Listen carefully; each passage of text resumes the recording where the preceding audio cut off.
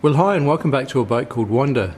So you may have already figured out that I actually had a baby daughter about 4 weeks ago, which is pretty cool and exciting stuff, but it has kept me away from the boatyard. So this is the first chance that I've had to get back to Wanda in about a month's time, so I'm pretty keen to get going. There's a lot to do on Wanda and I've had a lot of time to think about what I'm going to do next, but there is one particular task that I'm dying to get stuck into, which I've been thinking about for the last 3 weeks. So let's get started on that first.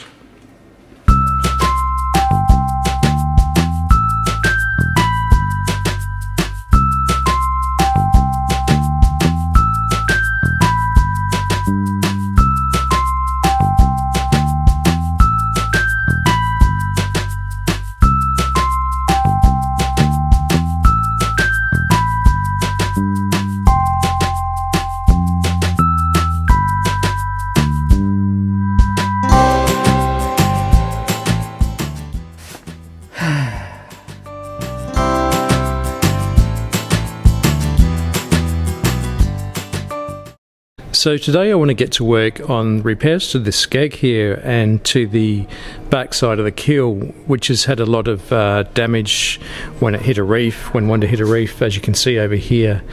And I think the Skeg was pretty badly damaged as well, because this looks like a lot of filler. Well, it is a lot of filler. It doesn't look like a lot of filler. And the sort of slightly confusing thing is that the filler seems to be over anti-fouling. So what I want to do today is just basically try and sheet this up and get some plastic up around here, get the grinder out and start taking this back. The other thing that I'll need to do here, again, there's a lot of filler, is basically get a nice rebate curve into this, because down the bottom it's really flattened out here, so this is not the way it was originally, and I want to try and get the curve back here to allow the rudder to be here. And I think this could cause a little bit of cavitation with the water not being able to flow nicely around the front side of the rudder. So that's what I'm going to do for today. The other thing that's worth pointing out is in the last 4 weeks another boat's come in here, and a little bit annoying, they've just basically, I guess the boatyard had no choice, but they've just sort of shoved all of my stuff over here. So it's pretty tight and I'll need to do some organising so I can get down the side of Wanda there.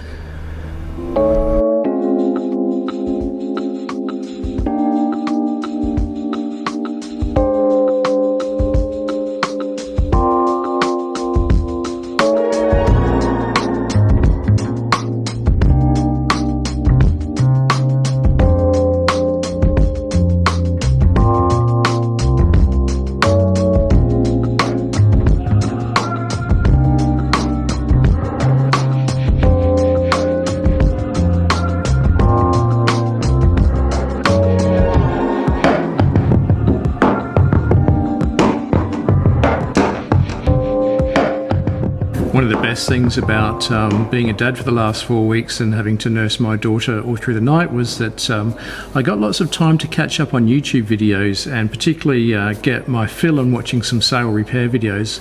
So there's a couple I'd like to point out, and I'll put the link up there or there, wherever it comes out. Basically, as you know, I think lots of people have already seen C for Sea, my good friend Gabriel. Well, I finally got a chance to go back to his very first video and watch the entire series, because I've sort of come in about halfway through. And yeah, I was really impressed with the quality and how much work he's done, and how every episode something gets done. Unlike mine, where I'm sort of beavering away for months and months and you can't see any change. So thanks, Gabriel, that was really cool. Keep up the good work, and I can't wait to see how Elos ends up. The second one I'd like to point out, which you may not have seen before, is Sailing Yacht Sailing Yacht Zora, I think.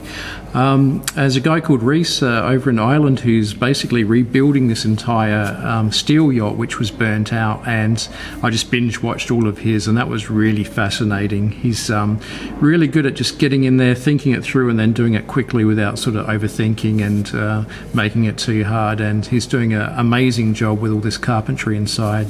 So Reese, if you're watching, I can't wait to see the next one. I'm really hanging to see what happens with the nav station, so get back in there and give us another video, hey? Thanks. So yeah, anyway, back to my work. I'm going to suit up, I'm going to have a coffee, suit up, get the grinder out and get started on this.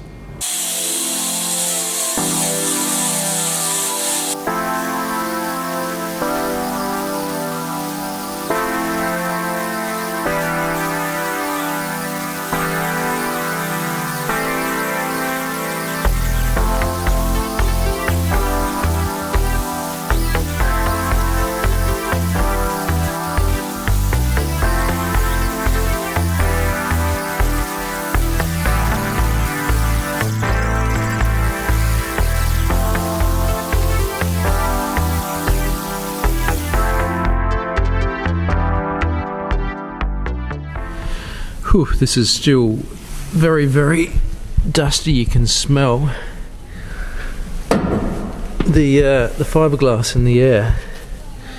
Check it out, it's just like it snowed. Okay, a couple of things of interest from yesterday's session. First of all, let's go back to this section of the boat here and have a look at where it actually found some metal, which I think is now iron. So you can see in here, this is the iron coming through. And you get a good view of it from this side. You can see there's a massive sort of scalloped area taken out here. I think this is where it really hit the reef and they just put some filler in there. So I've got rid of all the filler and it's actually gone back through. And what I think this is actually part of the ballast. I know with Hallberg-Rassys they have iron ballast, which isn't great. It would be better if it was lead.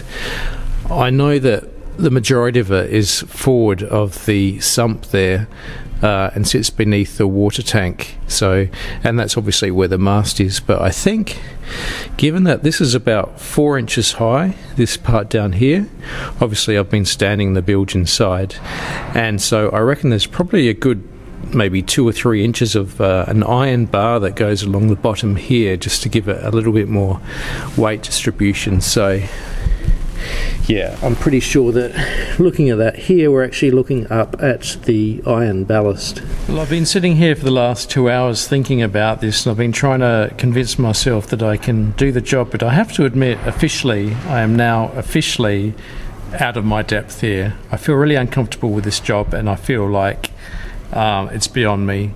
Let me show you what's happened.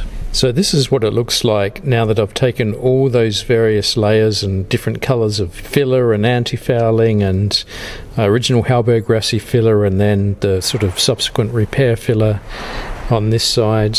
And this is the other side. You can see there's quite a deep recess here where that strap went, and I'm really struggling to work out the way, the way it was meant to be, to find the original shape versus the, bodgy repaired shape. And you can see here, look at this shape here. I mean, there was just all this filler here which I removed, and it's left this massive indentation. So yeah, I'm not really sure what to do about it. But the main reason why I feel like I'm out of my depth now is I've just made this replica of the strap, or the the strap that holds the bottom part of the rudder on. So when I put this into position like so, what I can see from the front here, you can really see how much this sticks out on the side like this. And this is the part that I'm really confused by, because when you look at the gap there, I need to somehow build this up with laminate, but then I've got to the point where the front part here actually sticks out proud from the side of from the front, as you can see there. And I'm just really unsure how I'm going to do this. I don't want to just put some filler here. I want to actually build it up with laminate. I probably need to bring the laminate up here and around the front. I've also got this really poorly shaped bottom of the Skeg that looks like a 50p coin at the moment, and I'm sure that's missing something. I'm sure that when it hit the reef, a piece of this got knocked off and it was never really repaired properly. So after I came out here last time, which was about 2 weeks ago, I decided to have a chat with Anthony Harrington and get him to take a look at that Rudder Skeg, which was basically, I reached a decision which was beyond me. And so I've got him to actually do that piece of work for me, and I've just come out and I'm going to take a look to see if there's been any progress. Okay, so I can see that there's been some progress here, and Anthony's actually started this, which is great. Yeah, so this was the part that I could actually get my head around, and I got this downpipe a while back. So basically this downpipe's just been pushed into some filler here so that we can get the curve back, and then we can laminate around it, or Anthony can. And then, yeah, the part that I was really confused about was this front part, and when I caught up with Anthony, he was talking about, you know, putting some laminate in here to build up the thickness, and then wrapping it all around the top here, and then also going down and building up the bottom of that skeg to bring it back to its original form. And this was the front part, was the part that I was really concerned about doing, particularly trying to build up around where this hinge comes off. So I'm really glad that he's going to do all that, because it's going to look great. He's going to do a good job, and you know, this back part here is going to be really even as well. Yeah, so there we go.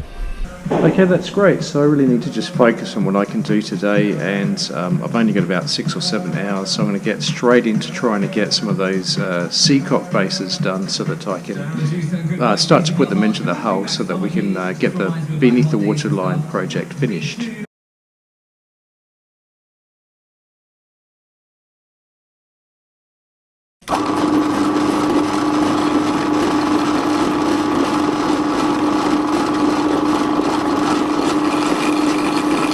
So I've made up this template piece that will give me the 3 holes for the base to be screwed into. Just attach it to my backing plate,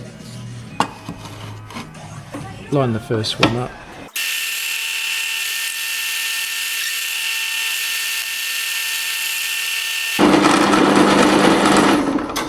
As I said before, I'm actually following a tutorial, I guess, on sort of best practice for mounting these Grocco flange seacocks.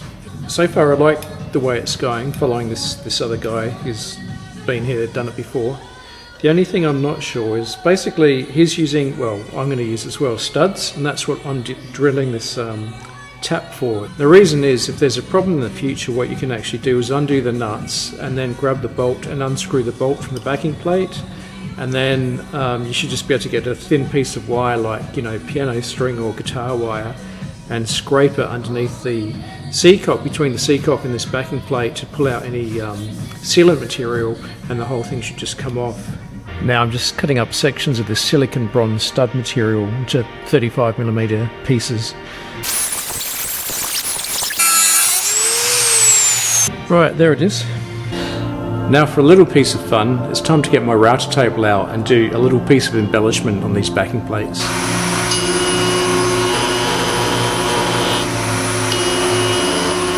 So just using a 1/4 inch rounding bit, I'm just putting a bit of a bevel around the edge of the backing plate. That'll just give me a nice rounded corner to take off any rough spots.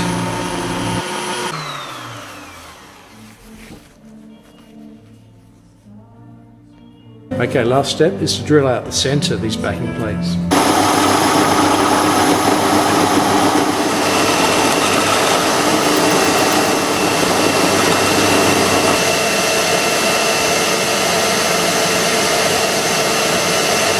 Well, unfortunately that's my 6 hours for today, so I'm going to have to leave it here. But anyway, so there's my studs, there's the backing plate, the flange just sits on top of this. I'll get some colloidal silica and some resin and put this down into the shell, and this is the through hole that comes through the base. So there we go, this should be a really robust setup, and it's well worth the effort, I think. Well, I'm back again after a week away, I guess. I've just got a short opportunity to come back, and I'm going to bed in those seacock bases and try and get them done. I can see Anthony's been back to do a little bit more work, so let's take a look at that. Okay, so the pipe has come off, and we're left with a nice curve here, a bit of a big void there. The only thing I'm not sure of is, this is the low density filler, whether I would have actually used colloidal silica, I think. But anyway, so yeah, that's a really nice smooth round curve here, which is good. I've got a good base here to laminate over, and it looks like it's sort of been flattened back over here. And he's taken this back, which is good because we want to try and laminate rounds here. Good, all the way back to here. That's great. Okay, so I'm looking forward to seeing a little bit more progress here. It's looking really good, and the bottom as well. Look at that, much better than before. Right, well, let's take a look at the old moisture levels. So I have this heater in here going probably for a good 4 or 5 weeks, I guess. I've just kept the temperature to about 40 degrees and 20% humidity.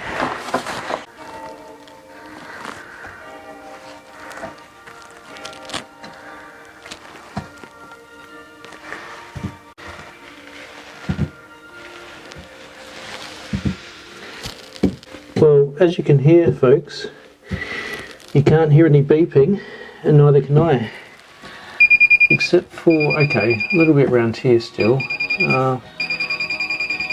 Not so concerned by that. That was probably above where I had the plastic, where I was drying it out, so I could possibly apply a little bit more heat.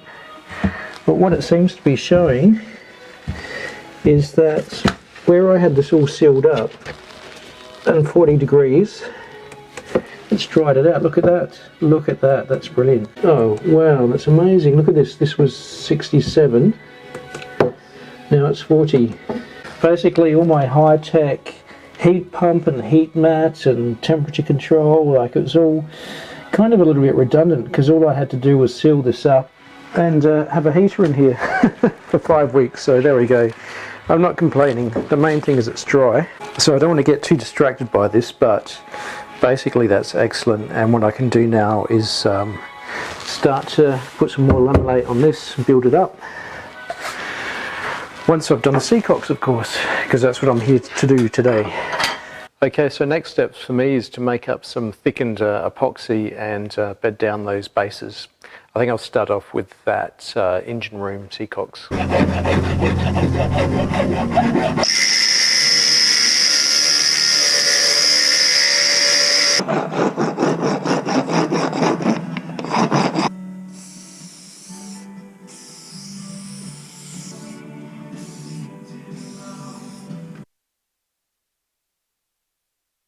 Okay, so unfortunately I ran out of space on my camera when I was filming putting in that last through hole, so you didn't actually get to see the money shot. But anyway, this is what it looks like at the end of it. I've just sort of cleaned it up a little bit and used my finger to make a bit of a bevel around the edge with the resin mixture.